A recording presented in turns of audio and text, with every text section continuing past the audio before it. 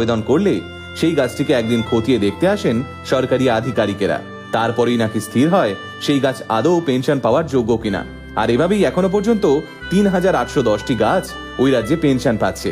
তাই আজ হরিয়ানা রাজ্যের মানুষেরা নিজের যত্নে বড় করে তোলা গাছ কাটতে গিয়েও দুবার ভাবেন। আসলে গাছ বাঁচানোর এই লড়াইটা আমাদের সববার। প্রতি বছর গরম পড়লেই আমাদের প্রাণ ওষ্ঠাগত হয়। শুধুমাত্র প্রবল গরমে এই গাছ লাগানোর কথা চিন্তা না করে আমরা যদি সারা বছরে নিজের চারপাশটা গাছপালায় ঘিরে রাখি, তাহলে হয়তো কিছুটা হলেও আমরা এই পরিবেশকে বাঁচাতে পারবো। আপনাদের কি মতামত এই বিষয়ে? কেমন লাগলো গাছেদের পেনশনের কথা শুনে? আমাদের কমেন্ট করে জানাতে ভুলবেন না কিন্তু। সকলে ভালো থাকুন, আর হ্যাঁ, অবশ্যই গাছ লাগান। এমন আরো ইন্টারেস্টিং ভিডিও দেখতে আজই ফলো করুন আমাদের পেজ আল্টিমেট মোটিভেশন। আমাদের একমাত্র YouTube channel ultimate motivation official subscribe করতে ভুলবেন না কিন্তু।